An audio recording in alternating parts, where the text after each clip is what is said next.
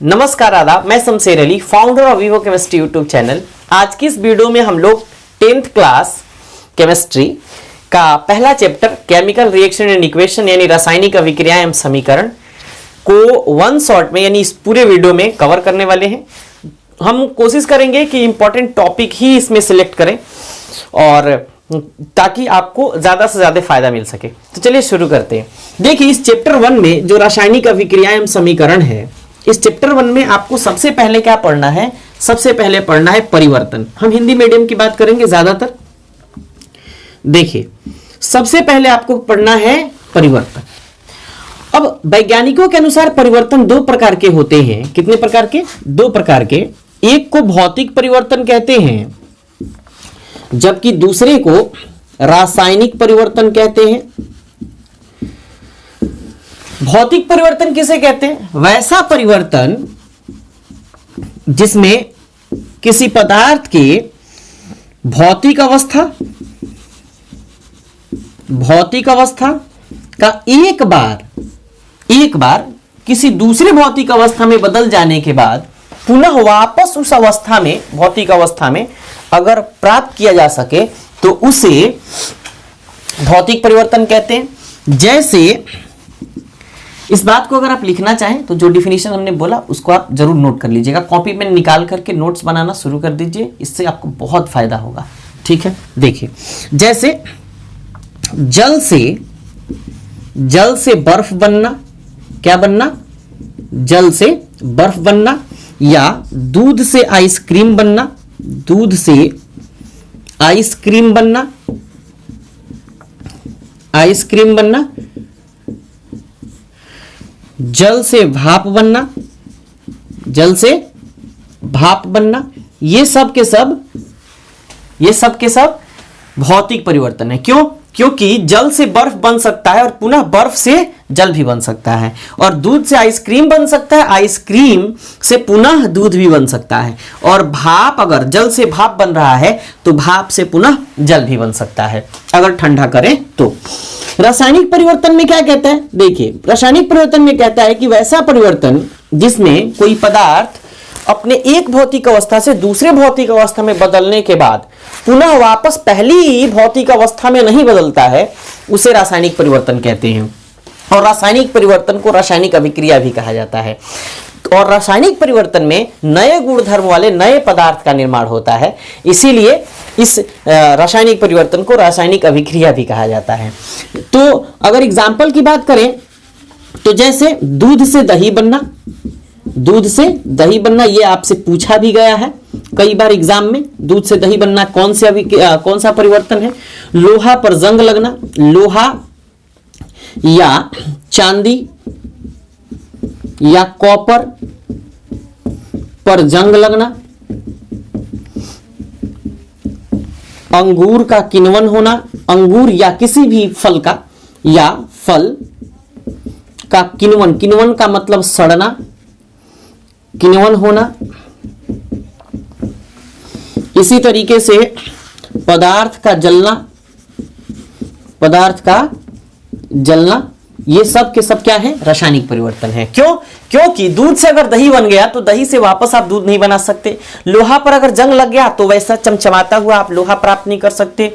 अंगूर या फल अगर सड़ गया तो पुनः वापस आप वही फल दोबारा प्राप्त नहीं कर सकते। और पदार्थ अगर जल गया तो पुनः आप उस पदार्थ को वापस नहीं ला सकते, इसलिए रासायनिक परिवर्तन है।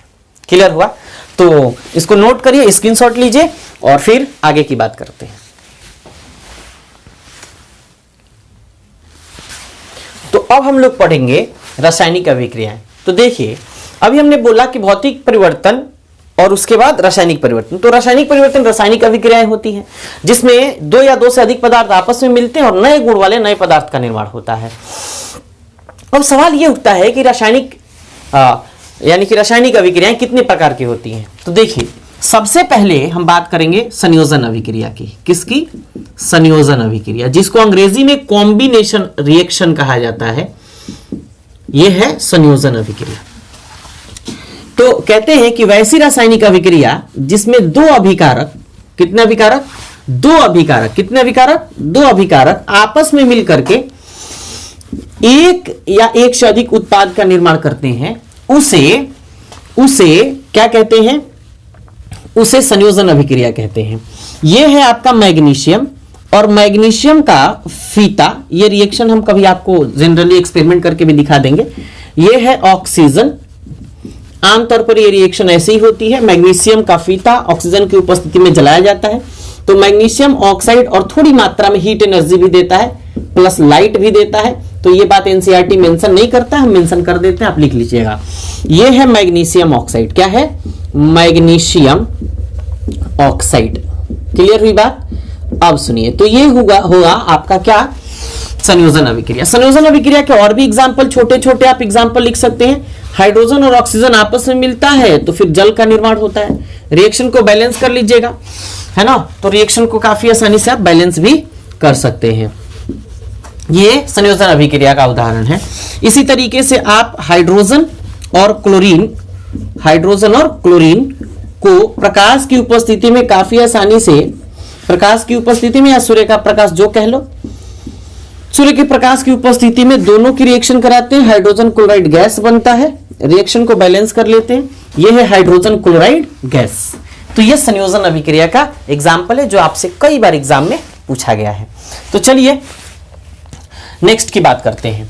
दूसरा केमिकल रिएक्शन होता है आपका वियोजन अभिक्रिया। कौन सा? वियोजन अभिक्रिया।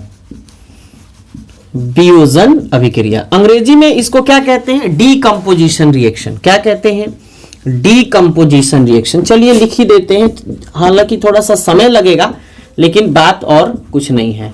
यहां इसको कॉम्बिनेशन लिख देते हैं, ये कॉम्बिनेशन रिएक्शन है ना। अब देखिए डीकंपोजिशन में क्या होता है, संयोजन यानी कॉम्बिनेशन में क्या होता है, दो सब मतलब कि दो रिएक्टेंट, दो अभिकारक आपस में कॉम्बाइन हुआ तो एक प्रोडक्ट या एक से अधिक प्रोडक्ट का निर्माण होगा। अच्छा, कॉम्बिनेशन डीकंपोजिशन में क्या होगा, यानी वियोजन में क्या होगा, वियोजन को अपघटन अभिक्रिया भी कहते हैं। यह बात आप पहले लिख लीजिएगा, क्या कहिएगा, अपघटन अभिक्रिया। अब देखिए, तो वियोजन में होता है एक अभिकारक, कितने अभिकारक, एक अभिकारक टूट के दो उत्पाद का निर्माण करते हैं।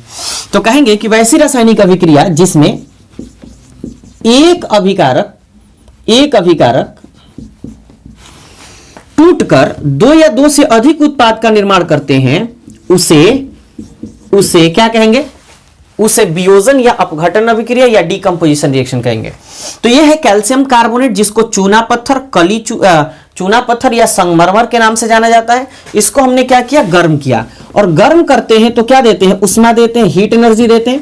उष्मा जैसी देते हैं तो चूना, कली चूना या क्विक लाइम या बर्न्ड लाइम या बिना बुझा चूना, इसको कहते हैं, इसमें टूटता है और कार्बन डाइऑक्साइड का निर्माण करता है।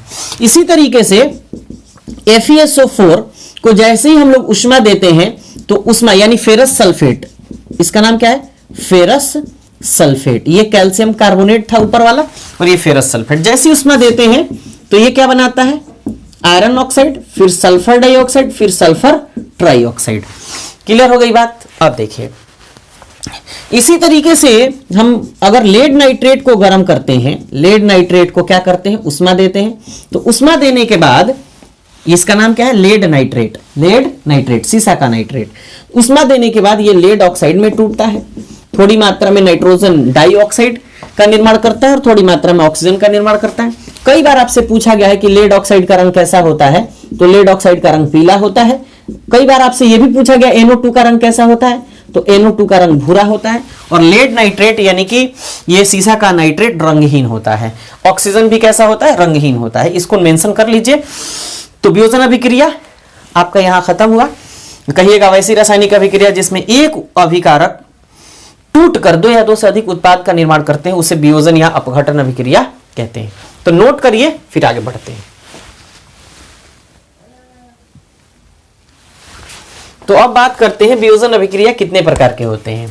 तो देखिए वियोजन अभिक्रिया के प्रकार हम हेडिंग देंगे, वियोजन अभिक्रिया कितने प्रकार के होते हैं, वियोजन अभिक्रिया के प्रकार, वियोजन अभिक्रिया के प्रकार। तो ये वियोजन अभिक्रिया के प्रकार की चर्चा होगी।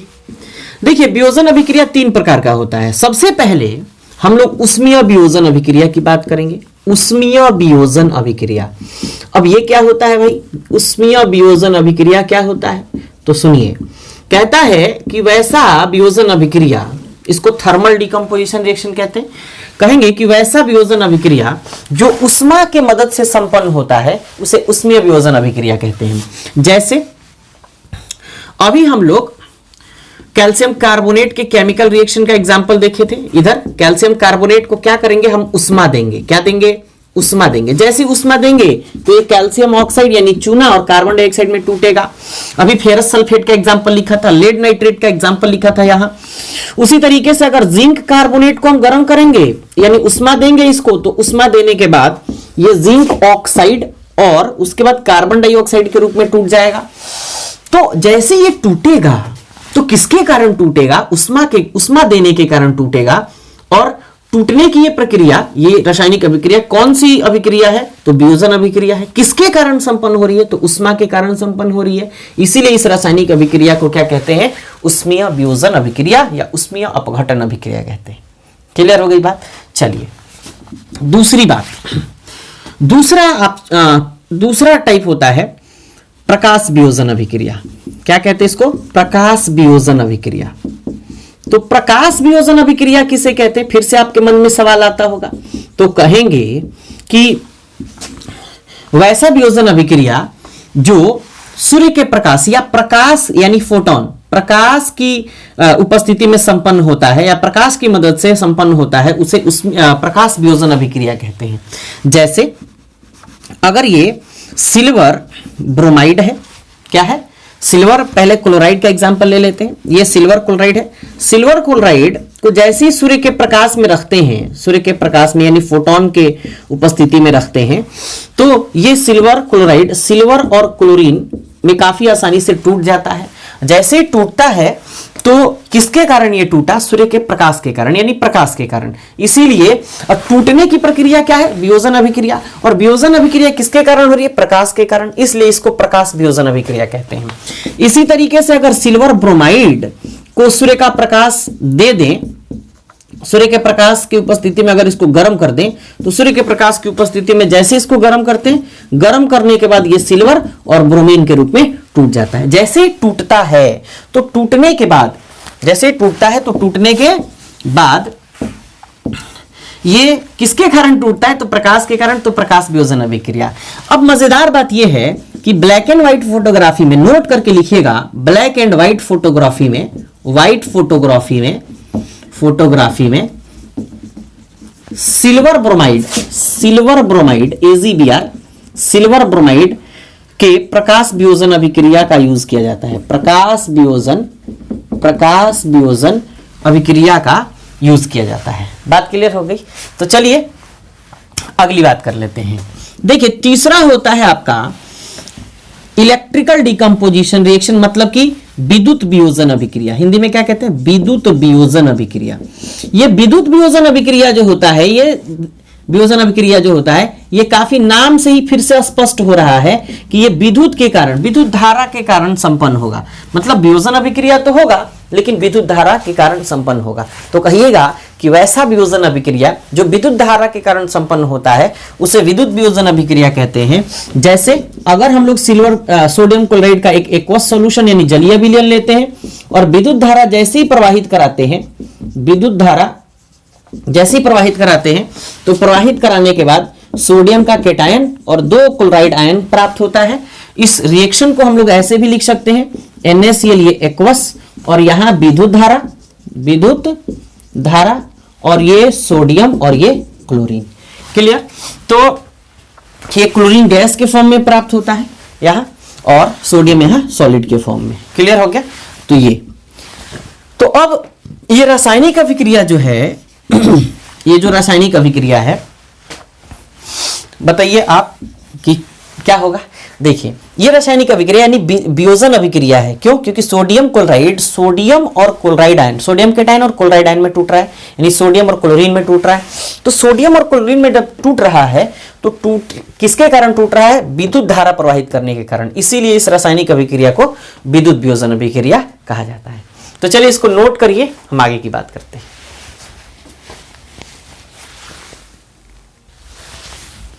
इसके आगे आपसे एक सवाल पूछा जाता है कि संयोजन अभिक्रिया वियोजन अभिक्रिया के विपरीत होता है कैसे। तो ये क्वेश्चन हो गया।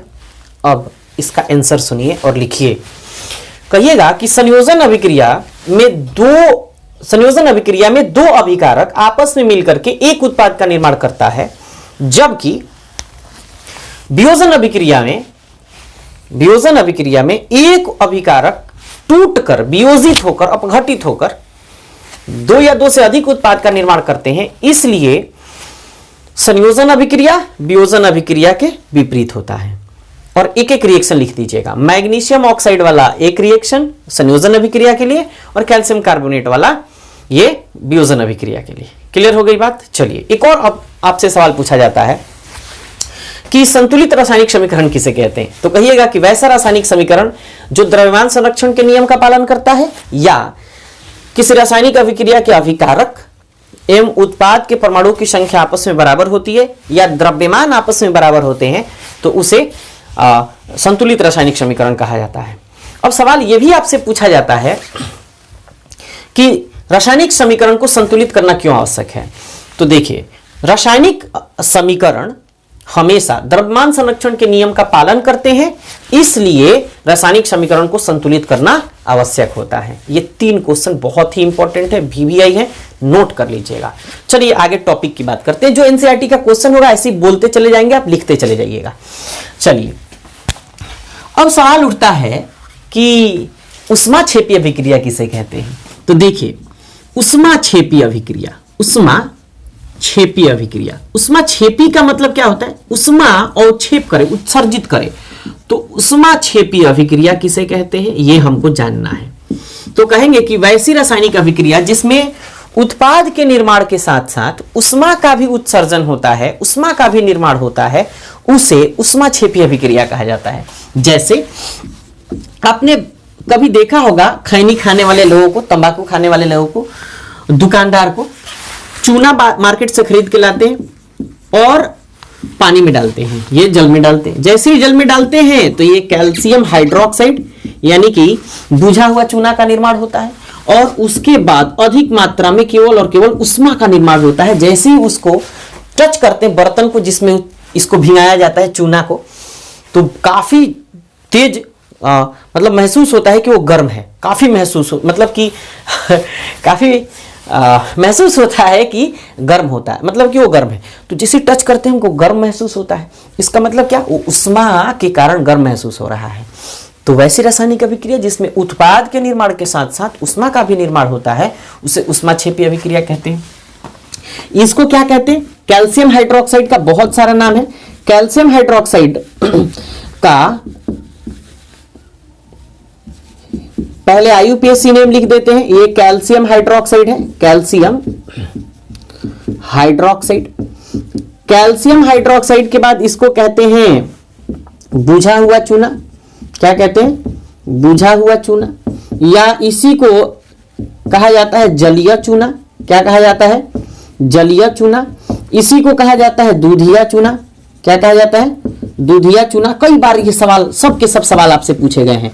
कई बार इसी को कहा जाता है भाखड़ा चूना। क्या कहा जाता है, भाखड़ा चूना। अंग्रेजी में इसको कहा जाता है स्लैग्ड लाइम।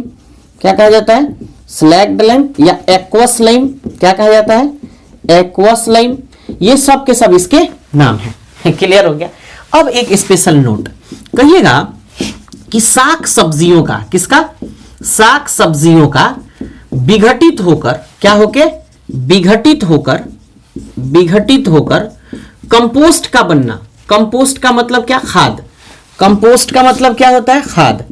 कंपोस्ट का मतलब खाद, अर्थात खाद का बनना। कंपोस्ट अर्थात खाद का बनना, अर्थात खाद का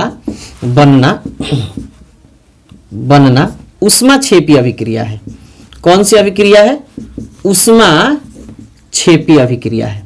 तो ये दोनों बात, ये नोट और ये पूरा आपसे कई बार सवाल के रूप में, ऑब्जेक्टिव क्वेश्चन के रूप में पूछा गया है। क्लियर हो गई बात। सबसे ज्यादा ये भाखड़ा चूना और उसके बाद ये बुझा हुआ चूना आपसे पूछा गया है। क्लियर बात। तो चलिए नोट करिए ऊष्माक्षेपी अभिक्रिया। इसके बाद ऊष्माशोषी की बात करते हैं।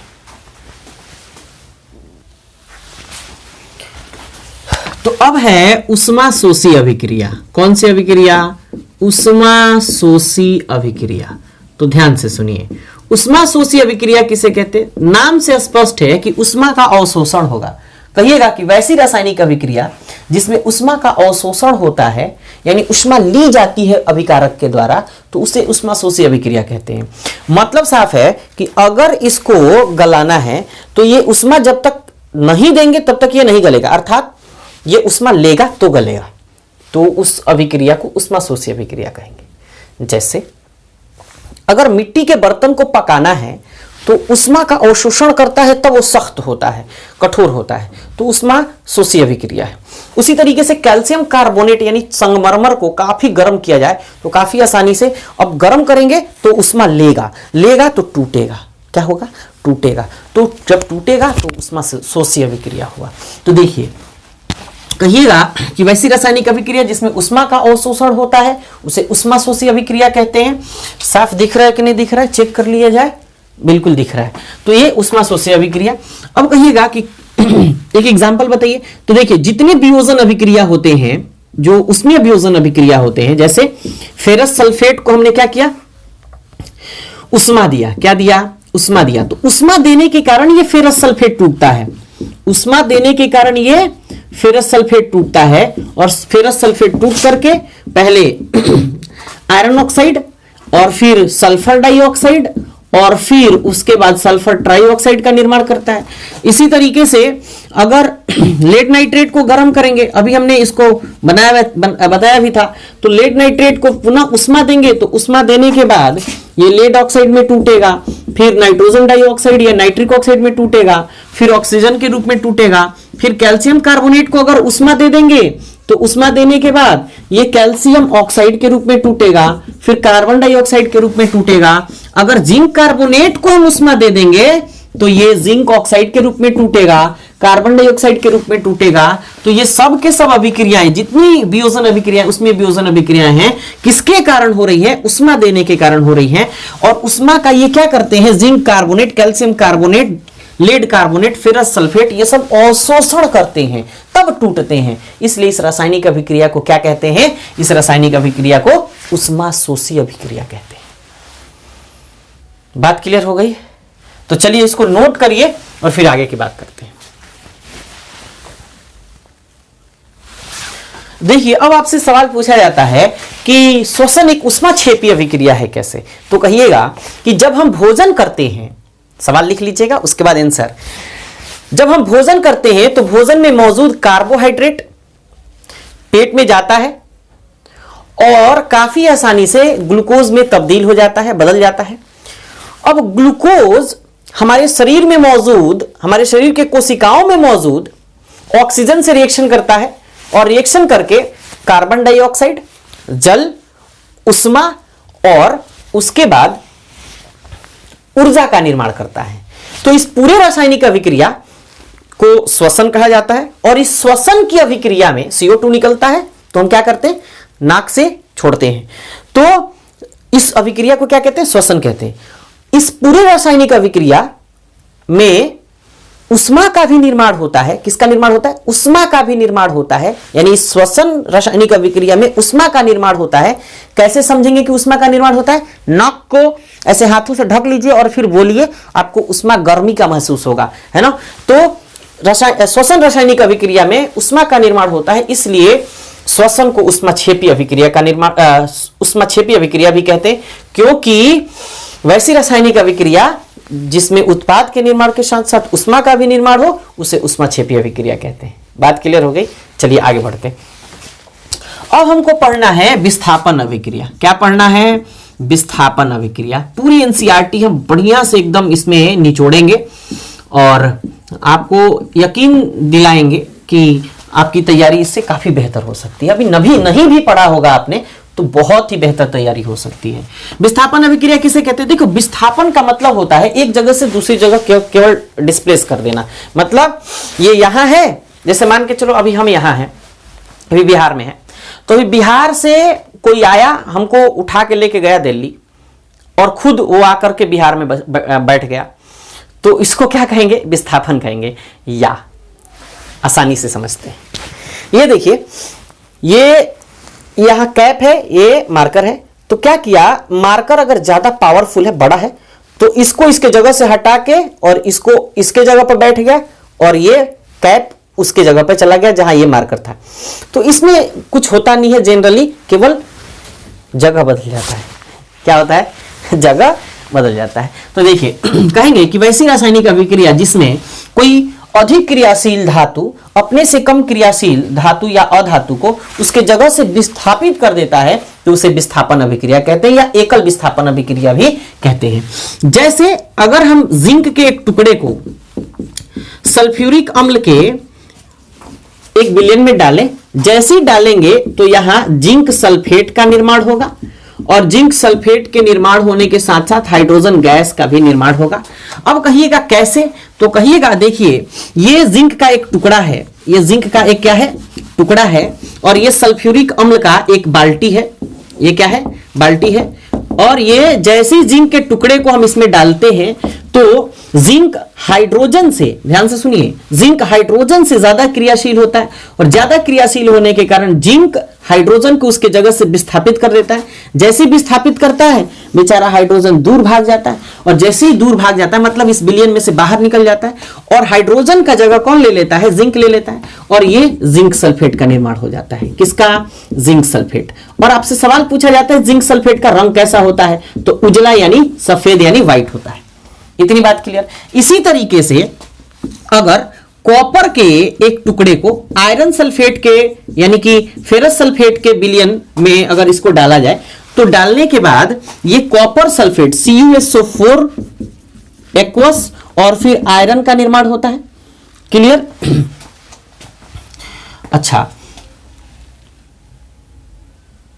ये इक्वेशन उल्टा हो गया है ना, इक्वेशन क्या हो गया, उल्टा हो गया। कोई बात नहीं, देखिए उल्टा हो गया, इसीलिए कह रहे थे भाई कलर प्रॉपर्टी तो बता ही नहीं रहा है। तो देखिए हम क्या करेंगे, कॉपर सल्फेट के विलयन में, किसके, कॉपर सल्फेट के विलयन में एक आयरन के टुकड़े को डालेंगे या लोहे के कील को डालेंगे। सवाल भी है आपके पास एनसीईआरटी में। जैसे लोहे के कील को डालते हैं तो कॉपर से आयरन ज्यादा क्रियाशील होता है, और ज्यादा क्रियाशील होने के कारण ये कॉपर सल्फेट अब फेरस सल्फेट में बदल जाता है, और फेरस सल्फेट में बदलने के बाद कॉपर का निर्माण होता है। अब देखिए कॉपर सल्फेट का जो जलीय विलयन है ये नीला कलर का होता है। किस कलर का, नीला। और फेरस सल्फेट का जो कलर होता है ये हरा कलर का होता है। तो सवाल पूछा जाता है कि जब कॉपर सल्फेट के विलयन में आयरन का कील डाला जाता है तो उसका रंग बदल जाता है, क्यों? तो जवाब सुनिए, कहिएगा कि जब कॉपर सल्फेट के विलयन में लोहे के कील को डाला जाता है, लोहा का कील कहो, चूर्ण कहो, कुछ भी कहो, लोहा लिखना, Fe लिखना, उसका संकेत है। तो लोहा का कील डाला जाता है कॉपर सल्फेट के विलयन में, जब लोहा का कील डाला जाता है, या नीले कॉपर सल्फेट के विलयन में लोहा का जब कील डाला जाता है तो लोहा कॉपर को उसके जगह से विस्थापित कर देता है और विलयन का रंग हरा हो जाता है, इसलिए उसका रंग बदल जाता है। मतलब कि विलयन का रंग अब हरा हो जाता है तो उसका रंग बदल जाता है, नीला से क्या हो जाता है, नीला से हरा हो जाता है। आपसे अब सवाल पूछा जाता है कि बताइए नीला थोथा का रासायनिक सूत्र क्या होता है। नीला थोथा, ध्यान से सुनिए, ऑब्जेक्टिव का सवाल है।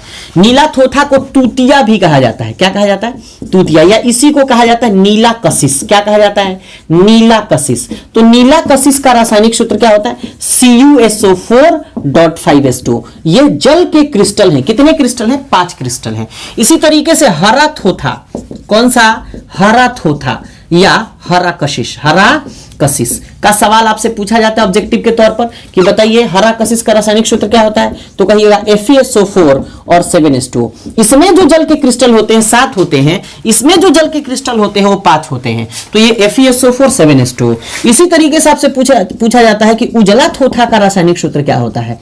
उजला थोथा, उजला कशिश, उजला कशिश, उजला कशिश का रासायनिक सूत्र क्या होता है, तो क्या कहिएगा, उजला कशिश का रासायनिक सूत्र ZnSO4.5H2 होता है, जिसको हमने ऊपर इधर लिखा है। एक्वस का मतलब है इसमें जल के क्रिस्टल मौजूद है, और जल के क्रिस्टल इसमें कितने होते हैं, 5 होते हैं। ऑब्जेक्टिव के तौर पे सवाल आपसे पूछा भी जाता है कि फेरस सल्फेट में जल के क्रिस्टलों की संख्या कितनी होती है, तो 7 होती है। कितनी होती है, 7 होती है। नीला थोथा में कितना होता है, 5 होता है।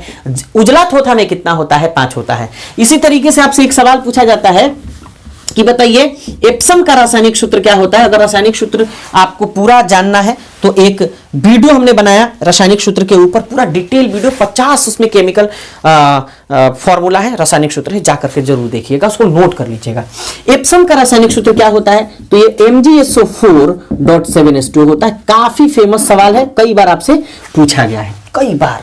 उसी तरीके से ग्लोबल लवण, कौन सा लवण, ग्लोबल लवण आपसे सवाल पूछा जाता है, तो ये Na2SO4 और .10H2, ये ग्लोबल लवण का रासायनिक सूत्र है। बहुत बार पूछा है, एप्सम भी पूछा है, ग्लोबल लवण भी पूछा है, नीला कशिश तुतिया, नीला थोथा भी पूछा है, हरा थोथा भी पूछा है, उजला थोथा भी पूछा है, ये सब के सब रासायनिक सूत्र पूछे गए हैं। क्लियर, मजा आ रहा है।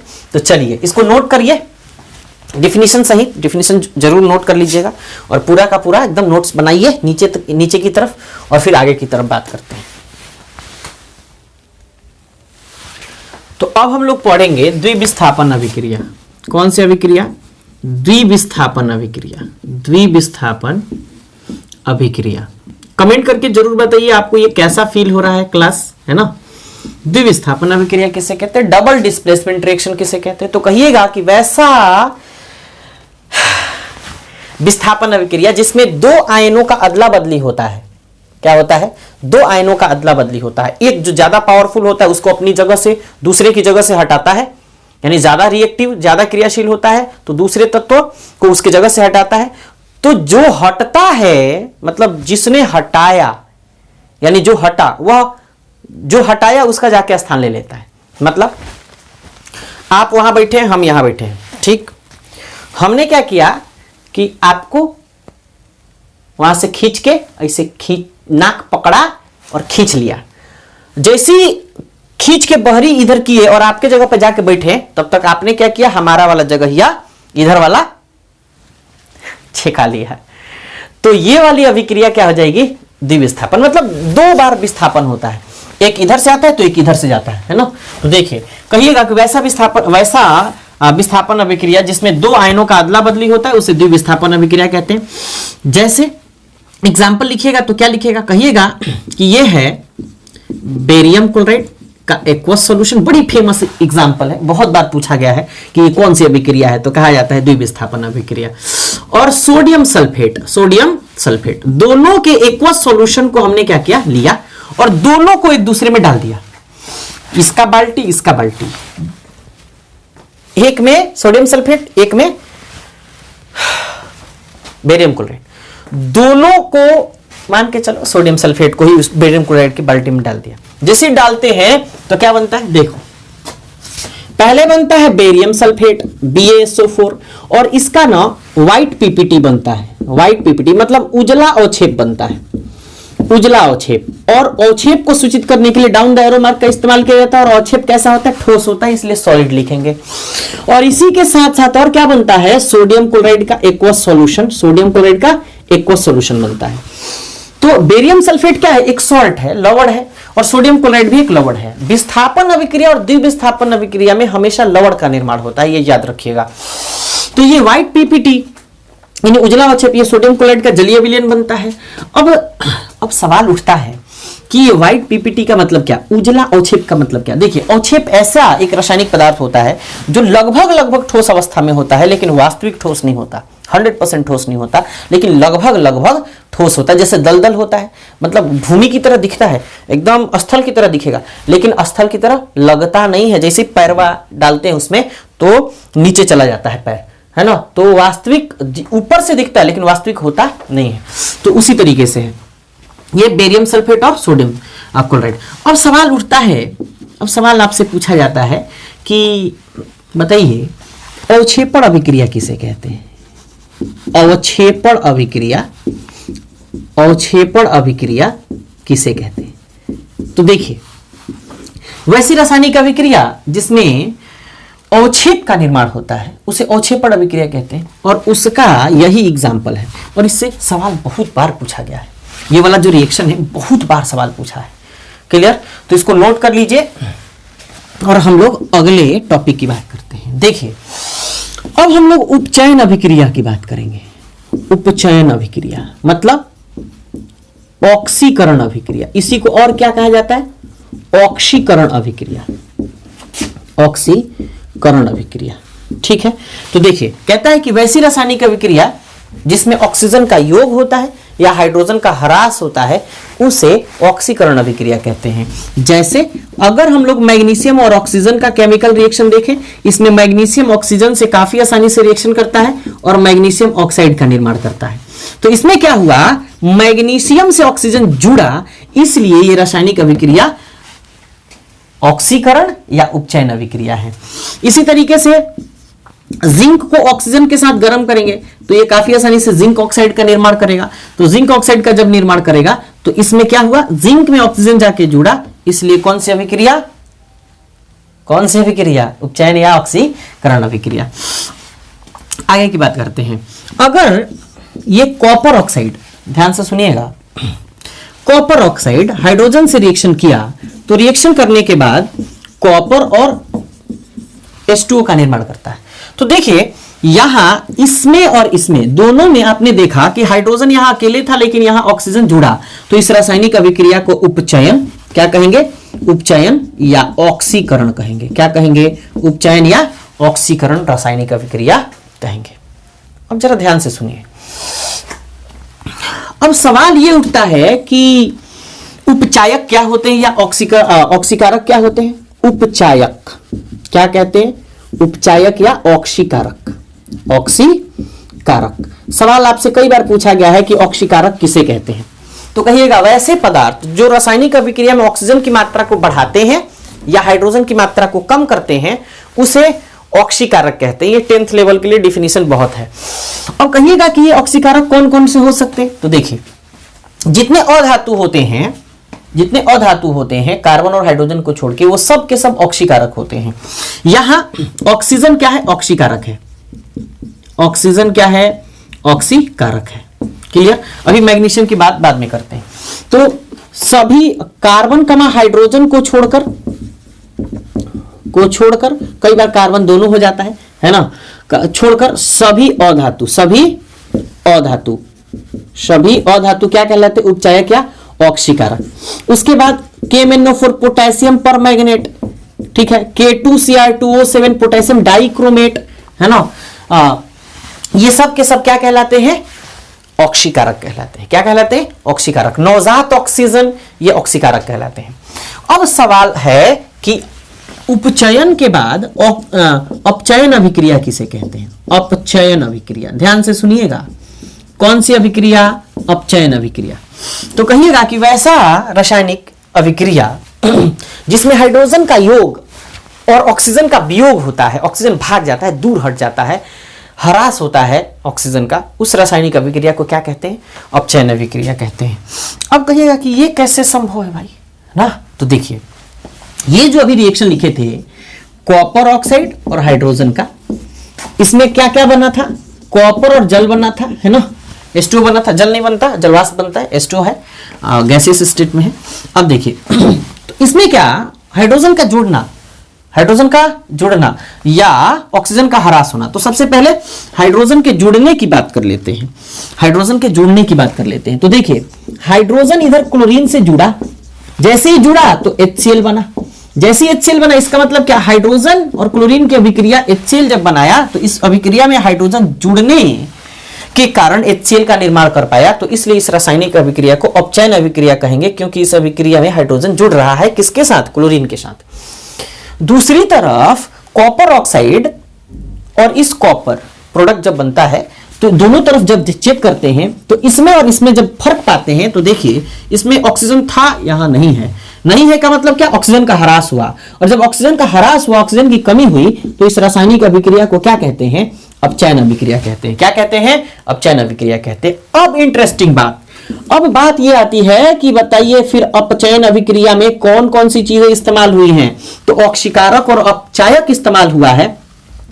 तो अब कहिएगा कि ये अपचायक या अवकारक, इसको अपचयन अभिक्रिया को अवकरण अभिक्रिया भी कहते हैं। क्या कहते हैं, अवकरण अभिक्रिया। तो अपचायक या अवकारक क्या होता है, मतलब रिड्यूसिंग एजेंट क्या होते हैं, ये ऑक्सीडाइजिंग एजेंट, ये रिड्यूसिंग एजेंट। तो ध्यान से सुनिए, हाइड्रोजन है ना, कमा कार्बन ये अपचायक होते हैं। नवजात हाइड्रोजन, नवजात हाइड्रोजन ये अपचायक होता है। इसी तरीके से अगर आगे बढ़े तो lithium aluminium hydride, sodium borohydride, ये सब के सब क्या होते हैं? अच्छे अपचायक होते हैं। तो अपचायक क्या होता है? अब सवाल सुनिए, अपचायक किसे कहते हैं? कहिएगा उत्तर कि वैसे रासायनिक पदार्थ जो हाइड्रोजन की मात्रा को बढ़ाते हैं या ऑक्सीजन की मात्रा को कम करते हैं, उसे क्या कहते हैं? अपचायक कहते हैं। तो अब कहिएगा इस रासायनिक अभिक्रिया में कौन अपचायक है, कौन ऑक्सीकारक? तो देखिए ये ऑक्सीजन ऑक्सीकारक है, यहां ऑक्सीजन ऑक्सीकारक है। क्यों? क्योंकि इसने ऑक्सीजन की मात्रा को बढ़ाया, ऑक्सीजन की मात्रा को बढ़ाया। किसमें? जिंक में नहीं था, लेकिन जिंक में बढ़ा दिया। जिंक में क्या कर दिया? ऐड कर दिया। ऐड हुआ तो बढ़ा ही ना भाई। तो अब देखिए यहां हाइड्रोजन में ऑक्सीजन यहां नहीं था, लेकिन यहां है, तो ये हाइड्रोजन यहां हाइड्रोजन क्या कहलाएगा? क्या कहलाएगा? यहां हाइड्रोजन, देखिए हाइड्रोजन से ऑक्सीजन जाके जुड़ा है, हाइड्रोजन से ऑक्सीजन जाके जुड़ा है। समझ में आ रही बात? हाइड्रोजन से ऑक्सीजन जाके जुड़ा है। अब देखिए यहां क्या है? यहां हाइड्रोजन और क्लोरीन, हाइड्रोजन और क्लोरीन। तो देखिए, और इसमें क्या है? देखिए कॉपर ऑक्साइड में, तो कॉपर ऑक्साइड में कॉपर ऑक्साइड जो है, कॉपर ऑक्साइड जो है ये क्या करता है? ये अपचायक का काम करता है, ये ऑक्सीकारक का काम करता है। और यहां हाइड्रोजन यहां क्या करता है? अपचायक का काम करता है। क्लोरीन क्या है? सभी अधातु ऑक्सीकारक होते हैं, तो ये ऑक्सीकारक का काम करता है। यहां ये तो बात क्लियर हो गई। तो सभी जितने केमिकल रिएक्शन थे सबकी बात हो गई। तो ये इसको नोट करिए और हम आगे की बात करते हैं। अब सवाल आता है कि रेडॉक्स अभिक्रिया किसे कहते हैं? रेडॉक्स अभिक्रिया किसे कहते हैं? रेडॉक्स अभिक्रिया से पहले थोड़ी सी एक छोटी सी बात कर लेते हैं। नोट यहां लिखिएगा कि SO2, H2S, H2O2 ये सभी ऑक्सीकारक एवं अकारक, ऑक्सीकारक एवं अकारक, अकारक दोनों होते हैं, अकारक दोनों होते हैं। क्लियर हो गया बात? अब देखिए रेडॉक्स अभिक्रिया किसे कहते हैं?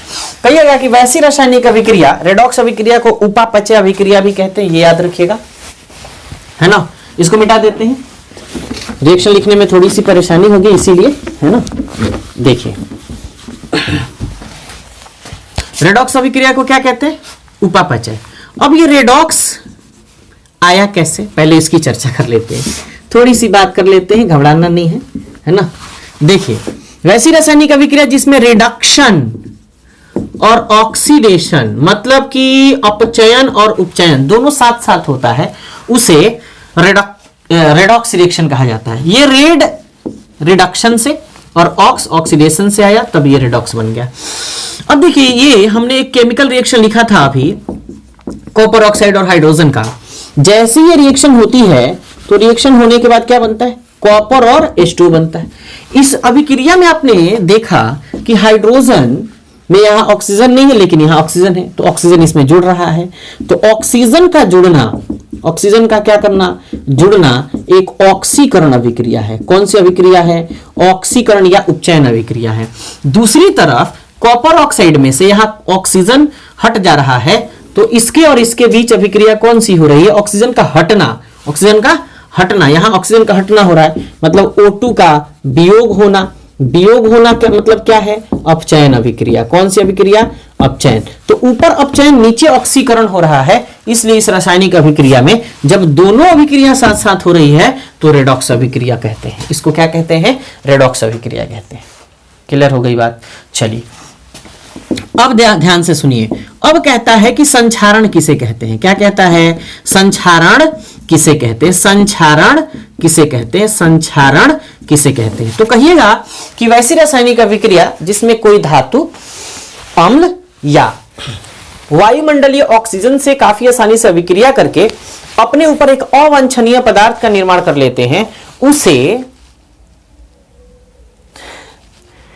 प्रक्रिया को, यानी उस प्रक्रिया को संक्षारण कहा जाता है। अब संक्षारण के कई उदाहरण हैं, जैसे हमने बात किया था लोहे पर जंग लगना। लोहा पर क्या लगना? लोहा पर जंग लगना, है ना। चांदी के बर्तन या आभूषण पर काला रंग का चढ़ना, काला रंग का चढ़ना,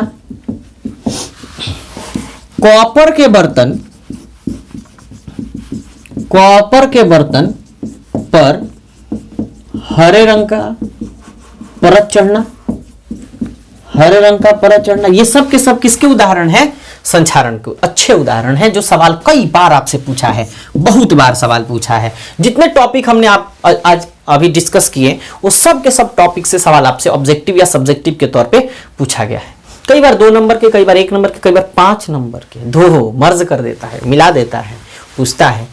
तो ये हरे रंग का परत। अब देखिए, अब सवाल उठता है कि लोहा पर जंग लगना कैसी रासायनिक अभिक्रिया, तो चर्चा हमने किया रासायनिक। अच्छा, लोहा पर जंग लगने के लोहे पर जंग लगने से रोकने के लिए कौन कौन से उपाय सुझा सकते हैं, ये सवाल आपसे पूछा जाता है। तो लोहा पर जंग लगने के लिए, जंग लगने से रोकने के लिए हम लोहे की वस्तुओं पर ग्रीज लगा सकते हैं। फिर दूसरी लाइन का लिखिएगा कि पेंट लगा सकते हैं, है ना। तो ये 2 काफी आसान तरीके हैं, है ना। उसके बाद और एनोडाइजिंग करा सकते हैं, एनोडीकरण करा सकते हैं, जस्तीकरण करा सकते हैं। तो ये 4 टर्म काफी आसान हो गया आपके लिए, 4 टर्म लिख लीजिएगा। अब अंतिम बात आपसे पूछा जाता है एनसीईआरटी के अकॉर्डिंग कि विकृत गंधिता किसे कहते हैं, विकृत गंधिता किसे कहते हैं। देखो, विकृत का मतलब खराब होता है, विकृत का मतलब खराब, टेढ़ा मेढ़ा।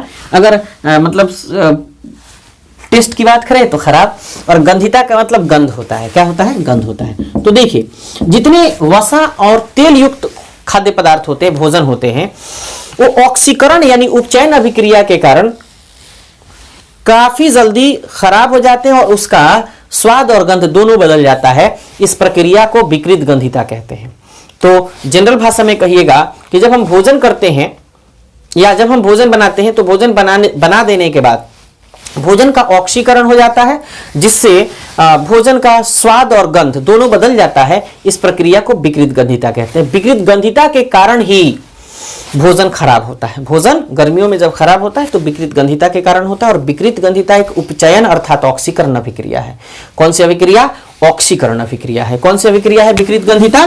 ऑक्सीकरण। इसको याद रखिएगा, कई बार आपसे सवाल पूछा गया है, ऑक्सीकरण अभिक्रिया है। अब सवाल यह पूछा जाता है कि ऑक्सीकरण यानी विकृत गंधिता से को रोकने के लिए कौन कौन सा उपाय लगाया जा सकता है। तो ब्यूटाइलेटेड हाइड्रोक्सीटोलुइन का इस्तेमाल कर सकते हैं आप, ब्यूटाइलेटेड हाइड्रोक्सीटोलुइन BHT का इस्तेमाल कर सकते हैं आप। इसको रेफ्रिजरेटर फ्रीज में रख सकते हैं। तो ये 2 अच्छे तरीके हैं। कितने? 2 अच्छे तरीके। तो यहां आपका चैप्टर लगभग समाप्त होता है। कुछ क्वेश्चन जो इंपॉर्टेंट थे उसको हमने डिस्कस भी किया, एनसीईआरटी के इंटेक्स क्वेश्चन, ठीक है। तो चलिए आप इसको नोट कर लीजिए और ये आपका चैप्टर समाप्त हुआ। कमेंट करके जरूर बताइएगा कि आपको ये वीडियो कैसा लगा, एक्सपीरियंस कैसा था, पूरा टॉपिक कवर हो पाया कि नहीं। एनसीईआरटी का एक एक टॉपिक लगभग हमने कोशिश किया है कि ये मतलब कि उसमें हो गया होगा, हमको जहां तक अंदाजा है। तो चलिए मिलते हैं नेक्स्ट वीडियो में। आपने इसका स्क्रीनशॉट लिया कि नहीं लिया? स्क्रीनशॉट ले लीजिए और फिर लिख लीजिएगा अपने नोटबुक में। चलिए मिलते हैं नेक्स्ट वीडियो में, यानी दूसरे चैप्टर में। टिल देन स्वस्थ रहिए, मस्त रहिए और एग्जाम की प्रिपरेशन में हमेशा अपने आप को एकदम लगाए रखिए और नोट्स बना करके जो भी आपने रखा है उसका रिवीजन करते रहिए। क्या करते रहिए? रिवीजन करते रहिए। चलिए मिलते हैं नेक्स्ट वीडियो में। बहुत बहुत शुक्रिया वीडियो देखने के लिए।